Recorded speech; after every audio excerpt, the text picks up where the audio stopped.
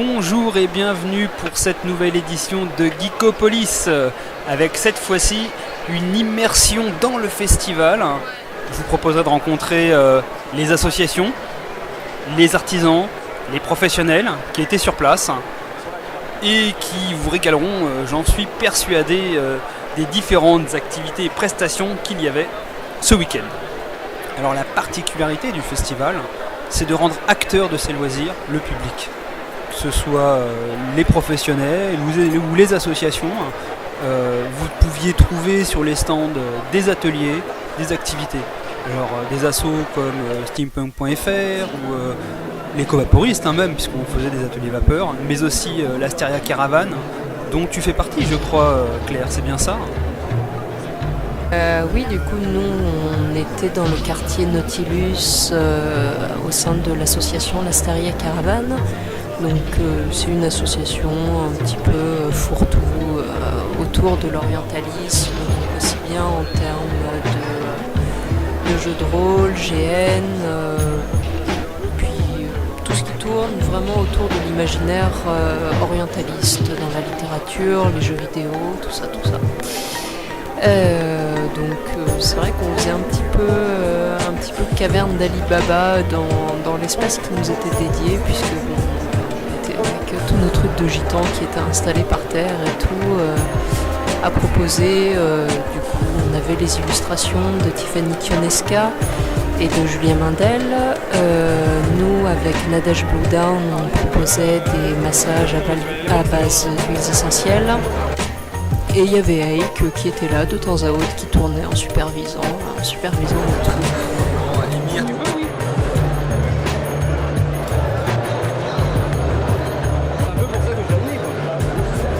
Et Kalkemati, c'est bien ça ?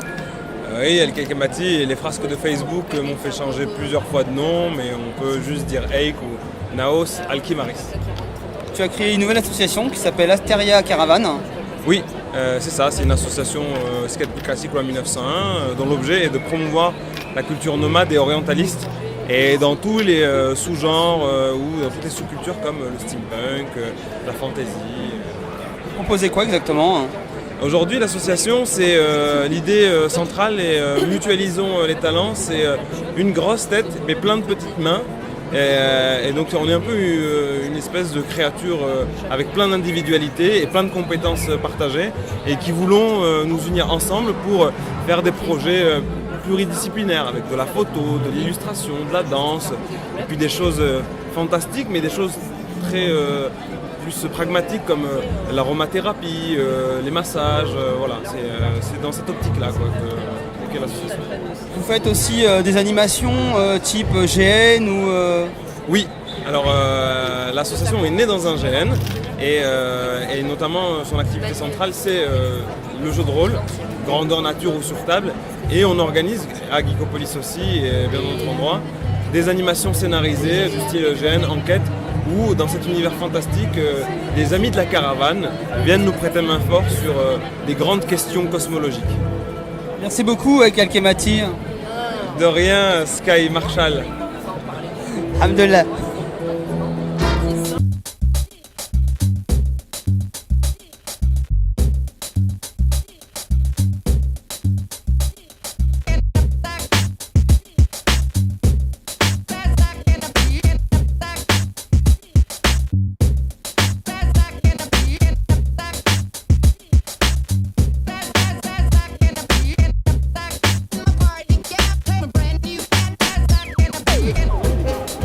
Je m'appelle Kelly.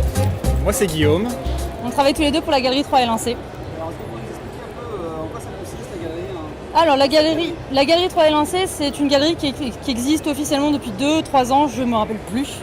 Et à la base c'était l'idée de faire une soirée événementielle autour de la pin-up. Et quoi de mieux pour illustrer une soirée pin-up que justement des illustrations. Ça a changé un peu et on est parti de ça. On a voulu faire quelque chose d'immersif pour une fois. Je travaillais en galerie avant. J'ai fait de la communication, de l'événementiel, il n'y a jamais rien me convenait. Et à côté de ça, je suis très fan du côté Euro Disney où on rentre vraiment dans un univers. Et donc la première soirée, ça a été ça. Quelqu'un est venu me voir en me disant « c'est sympa, tu peux faire ça dans notre restaurant ?» On a dit oui. Un peu plus tard, quelqu'un a dit « ce serait bien de faire ça dans mon hôtel », etc. jusqu'à ce qu'on atterrisse à Geekopolis. Là, on s'est dit tiens, on va faire de la pin-up steampunk pour coller un peu à un univers qui nous plaisait bien. Et d'année en année, en fait, plutôt que de faire juste des festivals, les gens sont venus nous proposer de faire des expositions ailleurs. Et tout ça, on l'a fait parce que notre objectif, c'est vraiment de faire connaître des illustrateurs qu'on aime. Et dans un milieu où l'illustration, c'est quand même assez difficile, c'est pas toujours considéré comme un métier, comme un vrai savoir-faire. Et nous, notre boulot, là, c'est vraiment de les mettre en avant, de les faire connaître, de les aider à trouver de nouveaux contrats, des choses comme ça. En général, vous le faites par rapport à une esthétique particulière. Alors, c'était le steampunk là, pour l'occasion, mais en dehors du steampunk, en fait aussi. Alors on a fait, là effectivement on a l'esthétique steampunk pour la sombre compagnie. Après on a une capacité de faire des choses très très variées. Là par exemple on a explosé l'année dernière au Hellfest, on a fait des pin-up métal. Les black pin-up metal. Les black pin-up metal. Donc il y avait ça, avant on avait fait des pin-up, on va dire les pin-up parisiennes, on avait exposé dans un hôtel de luxe parisien. On avait fait encore une exposition dans un salon de tatouage à Marseille. Donc voilà, c'est très varié et voilà, on ne se restreint pas par rapport au thème proposé. On cherche vraiment, on a des thématiques qui nous plaisent, comme le cirque, comme le burlesque. Et après, l'idée, c'est pas d'avoir un endroit fixe. Un jour peut-être, c'est pratique aussi. Mais l'idée, c'est vraiment de trouver des endroits d'une ville qu'on aime bien. Bon, à l'époque, on habitait à Paris, et maintenant c'est Lyon. On quitte quand même pas trop Paris. Mais on cherche vraiment des lieux qui peuvent habiller notre expo et pas l'inverse. Ça permet aussi aux gens de découvrir le lieu. Et oui, l'esthétique, c'est vraiment... on n'impose rien aux artistes à part la thématique. En général, c'est des gens qui se complètent bien ou qui font des grands écarts de style impressionnants, mais c'est justement ça qui est intéressant. Ça touche du coup à beaucoup plus de monde en plus. Et voilà, c'est ça qui nous intéresse vraiment. De rien. De rien. Merci à vous.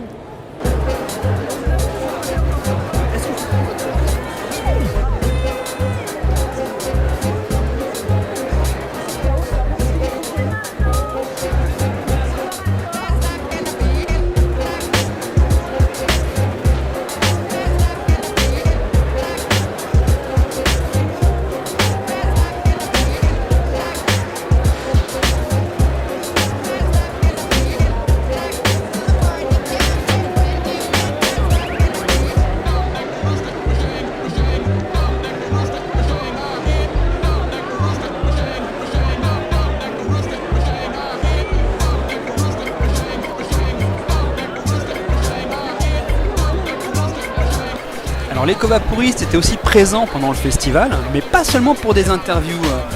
Nous avions créé des ateliers vapeur dans lesquels nous invitions le public à venir customiser des nerfs à l'aide de techniques comme le brossage à sec en peinture. Merci d'ailleurs Florian et Aurore qui ont bien voulu tenir l'atelier, mais aussi Nathan.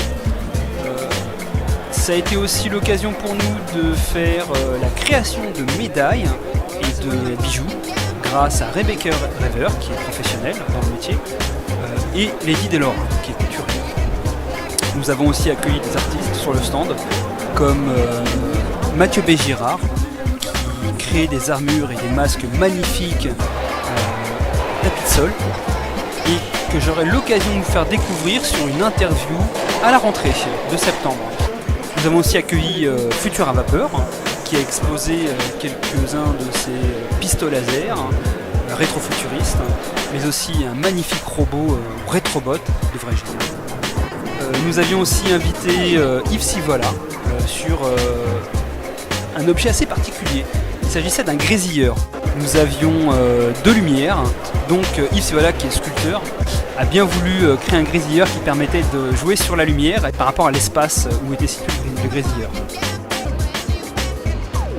Nous avons aussi accueilli l'artiste Mathieu Belmar qui est en fait compositeur et auteur.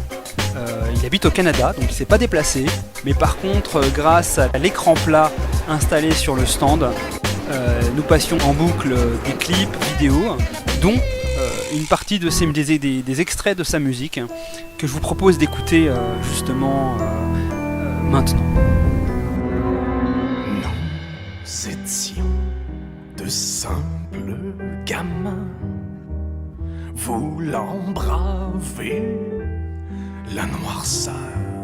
Il y avait moi, Nicolas et Martin marchant vers la maison qui fait peur.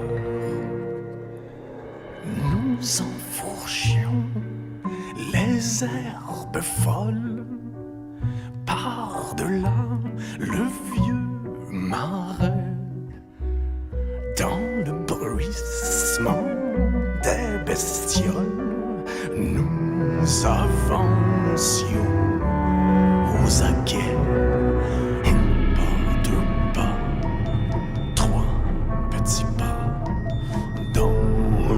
Craquement des choses mortes. Un pas, deux pas, trois petits pas, jusqu'au balcon, jusqu'à la porte.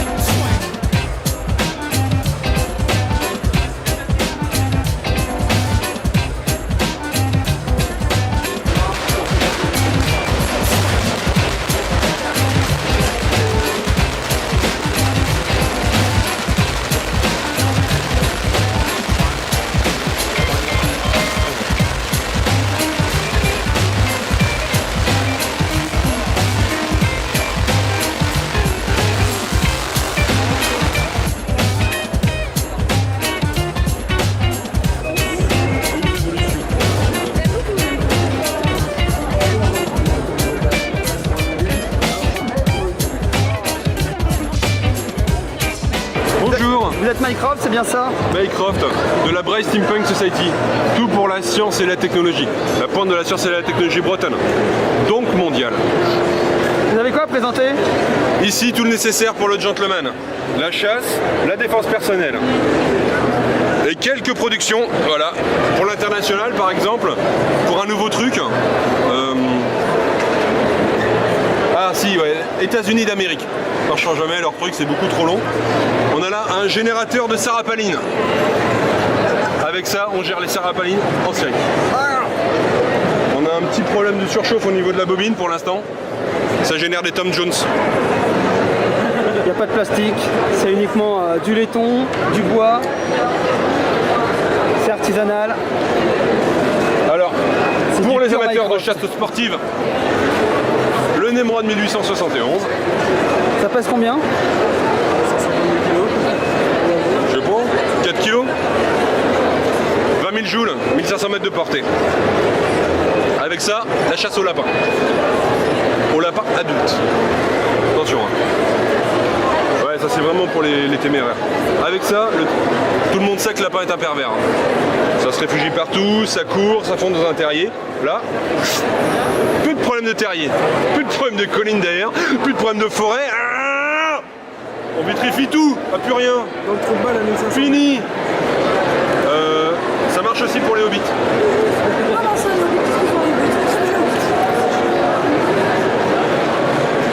Celui-là. Merveille de la technologie. Blaster chromatique.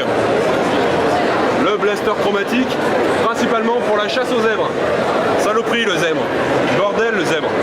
Blanc, noir, tout mélangé, bordel. Blaster chromatique. On sélectionne blanc, noir, on tire, ça vire un des deux. Tout blanc, tout noir, tout blanc, tout noir. Poum! Propre, net. Note, ça marche aussi avec les vaches. D'accord. Ça demande combien d'heures en Minecraft quand tu fais ce type de réalisation? Tu sais, plus c'est long, plus c'est bon, on compte pas nos heures. Cette année, on est envahi par les colibris. C'est pas un scoop. Donc, le blaster à colibri. Attention. Colibri. C'est rien. C'est un colibri.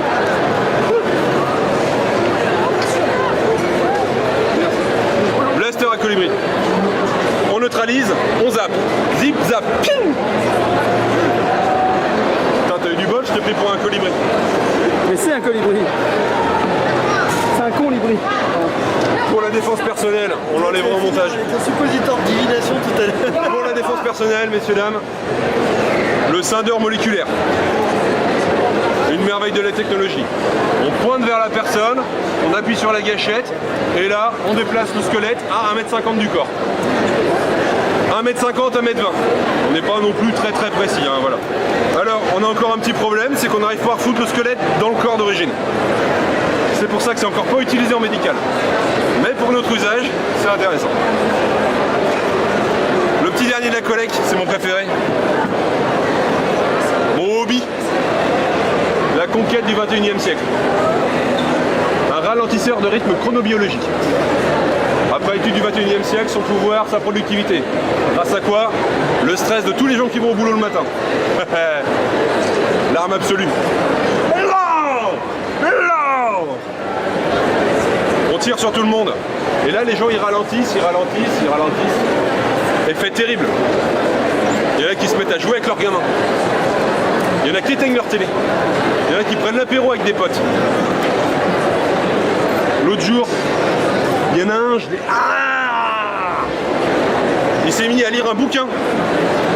Terrible. Avant-hier, un groupe de jeunes. Oh! Ils ont éteint leur portable, ils sont mis à parler entre eux. Alors c'est pour ça, je les... C'est un faiseur de bien en fait. Bah non, si je fais ça, c'est la fin de votre société les gars. Là, plus rien. Regarde, ils courent. Ils courent tous. Non, on le sortira demain.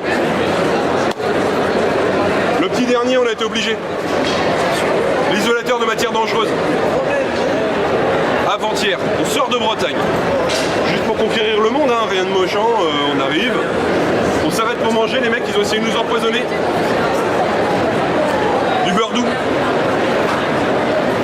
Du beurre doux qu'ils nous ont servi. Ah oui. C'est vrai, hein, du beurre doux. Donc là, bravant tous les périls, tous les dangers, on l'a mis dans cette machine. Là, s'il bouge, tcha, plus de beurre. Ça fait 2 jours qu'il y a. Vous me croyez si vous voulez, il n'a pas bougé une oreille le bordel. Et regardez-le. Regardez, il bouge pas. Vous avez vu, il bouge pas. Un exploit, c'est nous. On applaudit s'il vous plaît, messieurs, dames. J'ai connu meilleur. Hein. Et il fait quoi le futur dictateur là-bas? Donc, Geekopolis a été beaucoup d'animations. Les Apaches de Paname également, qui proposaient des entraînements sur l'arène. Lady Chapillon, qui elle faisait des cours de danse, mais aussi les duels de thé. Voilà, ça a été vraiment très immersif. On avait aussi cette année la chance d'avoir des concerts sur le quartier Nautilus.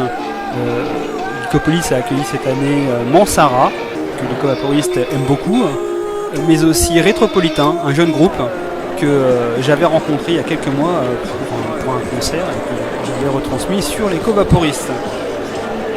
Voilà, l'édition est terminée. J'espère qu'elle vous a plu.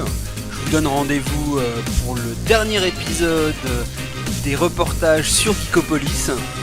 Je vous présenterai cette fois-ci le défilé.